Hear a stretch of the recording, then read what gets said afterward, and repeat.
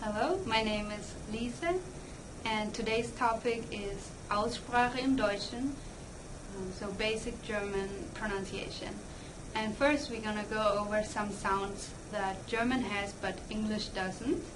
We're going to look at how to pronounce those sounds in German. And then I'm going to go over some other sounds that English and German have but are spelled differently in the two languages. Okay. So you've already noticed that German has 3 vowels that can have 2 dots on them, and those are called Umlaute, and they are pronounced differently than the counterpart without the 2 dots. So A, like in Apfel, but A umlaut is pronounced like in Mädchen. And actually there's 2 ways of pronouncing the A umlaut depending on dialect, so you could do either one. You could say Mädchen or Mädchen. Okay, then there's O, like in schon. And now the trick when you want to say O umlaut is Ö, schön. And that's an important distinction, right? Schon means already, and schön means beautiful. And now, saying you want to say the letter, the sound O umlaut, Ö. What you can do is you just start with E, and then see how my lips are unrounded when I say E, and then you keep your tongue where it is, and you just round your lips, but don't move your tongue. And then that's how you can say Ö. Schön, schön. Okay, so it's just important to keep your tongue in the same position, like as when you say E. Okay, and then there's U, like in Schule, and there's U umlaut, Ü, like in müde. Now, when you want to say the Ü, when you want to make the Ü sound, you can start with an E,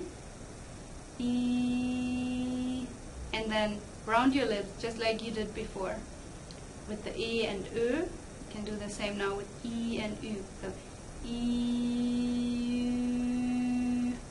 So look, when you look at my lips, you see the E is very unrounded, and the Ü is rounded. Müde. Okay, so these are the Umlaute, and now we're going to move on and look at the CH sound. So whenever you see a CH in a German word, it could be pronounced one of 2 ways. The first one is whenever you have an E, an I, an EI, or an EU preceding the CH sound. Then it is pronounced like the so-called Ich sound in German, like in Becher, Ich, Reich, or euch. Now, this sound does not exist in English, but what you can do is you can say, you can whisper the English word huge or Hugh Grant, and it's like the whispered H in those words. Like huge, ich, reich, euch. Okay, so the ich sound is more in the front of your mouth, and that's because the letters E and I and EI and EU are also produced in the front. So that's just convenient and natural to do it like this. But then the vowels A, O, U, and Au are produced more in the back of your mouth. And then we don't use the Ich sound anymore, but we use the so-called Ach sound. And the CH is also produced more in the back of your mouth, like in lachen, kochen, Buch oder auch. And how you could produce this sound is by trying to do a light snoring, like lachen, kochen, Buch, auch. Okay, and now we're going to look at another sound that is a little tricky in German, and that's the R sound. And of course, English has an R, but the German one is very different. And also the German R can be realized either as a consonant or as a vowel, depending on where it is in the syllable. So whenever the R is not at the end of the syllable, then it is pronounced like a consonant. And by not at the end of the syllable, I mean either the first letter of the syllable or somewhere in the middle, but not the last letter of the syllable. Okay, so like in reisen, richtig, sprechen, or Straße. So reisen and richtig, it is the first letter, the R is the first letter in the word and in the syllable, but in sprechen, it's not the first in the syllable, but it's also not the last.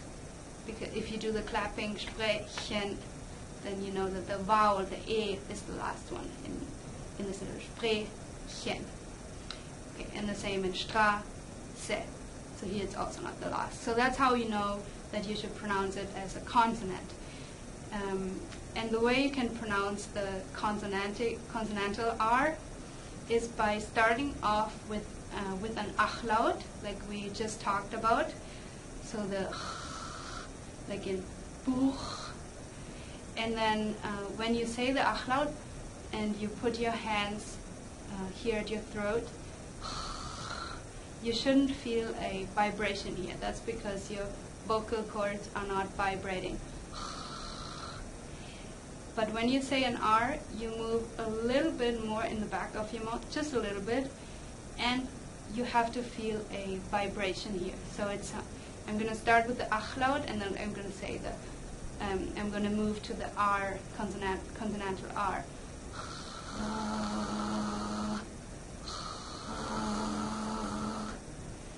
Like in reisen, richtig, sprechen, Straße. So it's important that you keep the tongue. The tongue has to be at the bottom of your mouth, because in English you do something else, right? It almost curls back, and goes up and curls back in your mouth. But the German R is nothing like the English R. Okay, so that was for the consonant, and then the R can also be a vowel, and that happens whenever the R is the last letter in the syllable. For example, in Tür, obviously the R is the last letter of this word and also of the syllable, and Universität. So here you have to separate your syllables, Universität, and then you notice that the R is the last letter in the second syllable. Lehrer, the second R in that word is the last letter in the syllable, and Fahrrad, here the first R is the last letter of the first syllable. Okay, and you notice here that the R really doesn't sound like an R, it sounds more like Tür, Universität, Lehrer, Fahrrad. So this should be easier to pronounce. Just remember that it doesn't sound like the English R, or also not like the German consonantal R.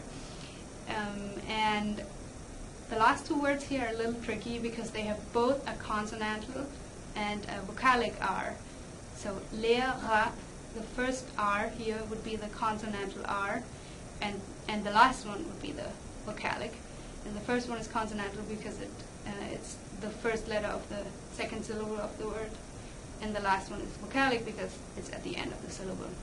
So Lehrer. And Fahrrad, here the first R is the vocalic one because it's at the end of the syllable, and the second one is the consonantal one because it's at the beginning of the syllable. Fahrrad. Okay. And now I'm just going to give you some more tips. These are generally sounds that exist both in English and in German, but then sometimes the spelling is a little confusing and you might expect a different pronunciation. So I'm just going to point out a few things here. And let's start with the vowels and diphthongs. The EI is always pronounced I, like in heißen or eins. And the IE is always pronounced along E, lieben. So these two are often confused because in English you might predict something else from the spelling. EI is I, IE is E. Okay, and then the EU is always pronounced oi, like in the English word boy. So Leute. The German A is pronounced A, like in Mann, which is different from the English man, where it's a bit of a different sound. So A like in Mann. The U at the beginning of the word is Universität. So you don't have the Y sound like you have in English. In English you would say university, right? And you don't have that Y sound. In German you just say Universität. Okay, and then let's look at some consonants. So the SZ is, I know it looks a little bit like a B, but it's not a B. It's actually just like an S. So heißen. Then there is the V sound. The English V in German is V, and it's pronounced with an F sound. So it's Vater. So from English spelling you might think Vater or something like that, but the V is actually an F sound in German, Vater. And what looks like the English W or W in German is W, like in waschen. And then we have CK. I just wanted to point that out because it looks a little similar to the CH we talked about before, but it's actually an easy sound because it's just you pronounce it just the same as a K. So backen. And then finally there's the Z, which is pronounced like a TS, and S following a T in German. So Zeit. And this was some basic German pronunciation tips.